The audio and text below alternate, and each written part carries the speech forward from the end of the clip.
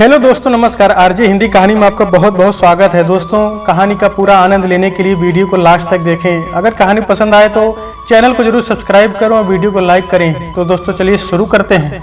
बाबूजी, आप ठीक तो है ना? नीलम ने परेशान होते हुए कहा।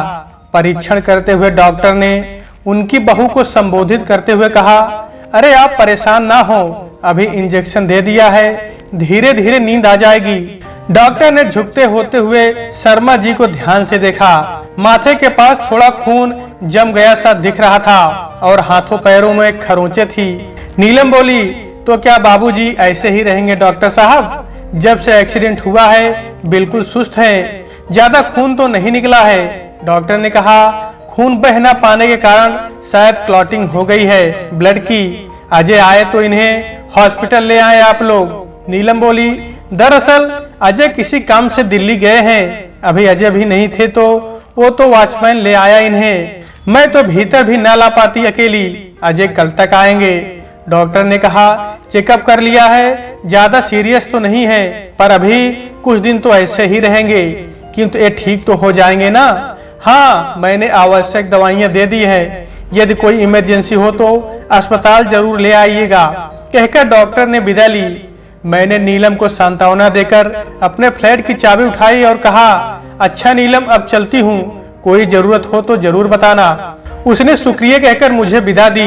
शर्मा जी मेरे ही बिल्डिंग में 3rd फ्लोर पे रहते हैं। बेटा बहू, बेटी दामाद व नाती पोतों से भरा पूरा संपन्न और खुशहाल परिवार है उनका।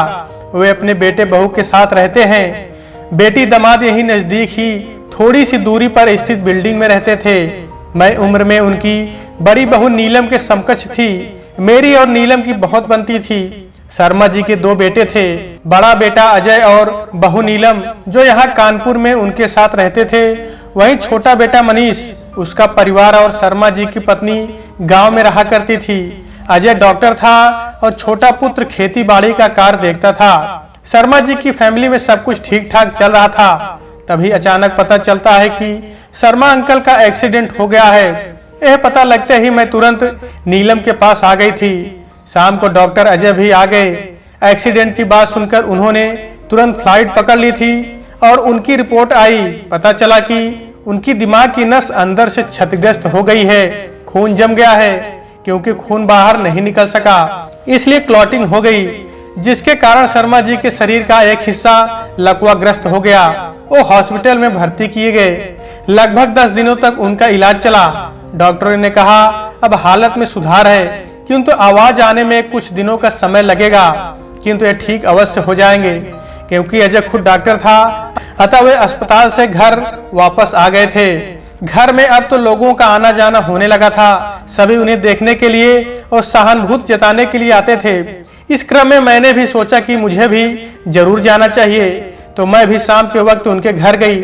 अभी मैंने प्रवेश ही किया था कि मुझे कुछ आवाजें सुनाई पड़ी, जो शायद अजय का स्वर था। आपको माँ से मिलना चाहिए बाबूजी, उन्हें भी तो आपकी फिक्र रहती है। बाबूजी की गूं गूं की आवाज आ रही थी। संभवतः वो अपनी पत्नी से मिलने से इनकार कर रहे थे, सिर हिलाकर मना करने की कोशिश भी कर रहे थे।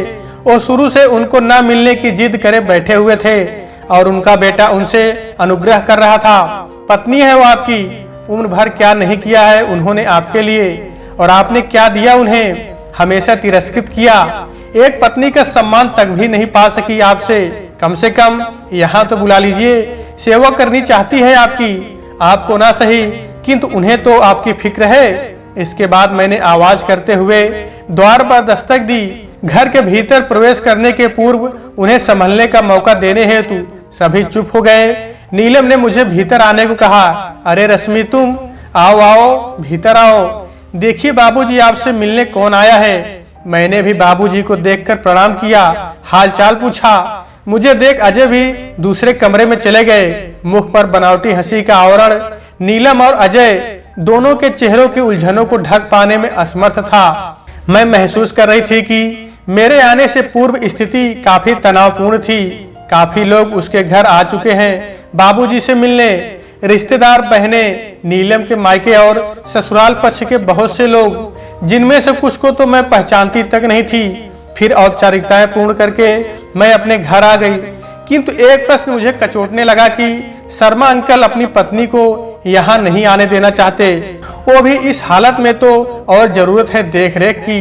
कोई न कोई बात तो अवश्य है। शाम को नीलम मेरे घर आई, मुझसे जूस निकालने वाली हाथ की मशीन लेने के लिए। मैंने नीलम से बातों ही बातों में पूरा वाकया पूछा। उसने पहले तो बताने से टाल मटोल किया, किंतु मैंने उसे विश्वास में लेकर कहा कि बताओ मुझे नीलम, आखिर बात क्या है? बाबूजी माँ से मिलना क्यों नहीं चाहते? उस दिन तुम्हारे घर आने के समय जब तुम्हारी और अजय की बातें हो रही थी, बाबूजी को तुम लोग समझा रहे थे, तो दरवाजे की ओर से मैंने सब कुछ सुन लिया था। नीलम ने विस्मय भरी निगाहों से मुझे देखा। मैंने कहा, हाँ बताओ मुझे। मैं रात भर सोचती रही कि आखिर क्या बात है, बाबूजी माँ को क्यों नहीं बुलाना चाहते।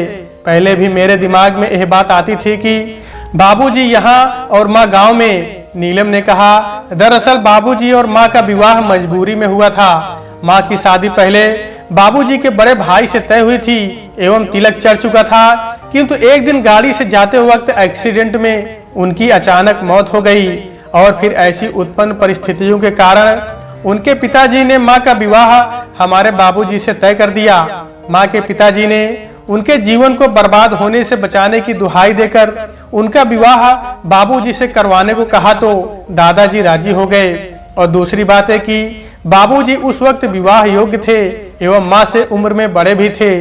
फलतः शादी हो गई, किंतु दोनों की जोड़ी बिल्कुल बेमेल थी। बाबूजी उस वक्त के पढ़े लिखे सुदर्शन युवा थे, पढ़े लिखे थे, लेखा अधिकारी के पद पर चयनित हुए, प्रतिभाशाली युवक भी थे एवं माँ मुश्किल से कक्षा 5 पास थी, वो भी जैसे तैसे। जहां बाबूजी सुसंगठित शरीर, गौरवर्ण, ऊंचे कद के अच्छी डील डौल वाले सुदर्शन पुरुष, वहीं माँ दबी छुपी दब्बू किस्म की और सांवले वर्ण की साधारण नए नक्श की युवती थी। ऊपर से बोलती भी ना थी। हालांकि बाबूजी ने इस विवाह का विरोध भरसक किया, किंतु उनकी एक ना चली। पत्नी के रूप में वो एक योग्य और अपने समकक्ष की स्त्री चाहते थे, किंतु होनी को कौन बदल सकता है। फलतः विवाह किसी भांति हो गया। आरंभिक 4-5 वर्षों तक तो दोनों ने ठीक से कभी बात भी नहीं की, किंतु ऐसा कब तक चलता? जीवन इतना बड़ा। धीरे धीरे बाबूजी के पिताजी और माँ चल बसे। ले देकर घर में 2 प्राणी कब तक बैर रहता? किन्हीं दुर्बल क्षणों में, रात्रि के अंधकार में और यौवन के अतिरेक में मात्र शारीरिक तृप्ति की आकांक्षा हेतु शायद उनके शरीर मिल गए, किंतु मन तो आज तक अतृप्त है। माँ को संतान का सुख तो मिला, किंतु पत्नी के आत्मसम्मान एवं पति के प्रेम का सुख उन्हें कभी नहीं प्राप्त हो सका। किंतु इसी को उन्होंने अपना नसीब मान लिया है। इसी को पति का प्रेम मानकर वे आज तक जी रही हैं। बच्चों के बड़े होने और पालन पोषण में फिर वे ऐसी जुटी कि मन से मन की थाह कभी मिल भी ना पाई। घर गृहस्थी के चक्कर में कभी वक्त ना मिला कि वे प्रतिकार करती। आखिर भारतीय स्त्री पति में परमेश्वर ढूंढती है। सो माँ जी ने भी परमेश्वर से कभी कोई प्रश्न पूछने की धृष्टता नहीं की। फिर जब मैं इस घर में बहू बनकर आई, तो मेरा और अजय का बोलना, हंसना, खिलखिलाना, मान मनुहार करना सदैव माँ को इस बात का स्मरण करा देता कि उन्हें कभी ये सब नहीं मिला है और यह माँ और बाबूजी के झगड़े का कारण बनने लगा। फिर जब अजय शहर में आए तो बाबूजी हमारे साथ यहाँ शहर आ गए और माँ आज भी वही हैं। ना बाबूजी मिलने जाते हैं, ना उन्हें बुलाने देते हैं। ये सब कुछ सुनकर मुझे भाग्य की इस विडंबना पर अत्यंत क्रोध आया कि आखिर दोष किसका है, माँ का या बाबूजी का? संभवतः दोष किसी का ही नहीं था। दोष उन परिस्थितियों का था जिनमें वे एक दूसरे के लिए चुने गए थे।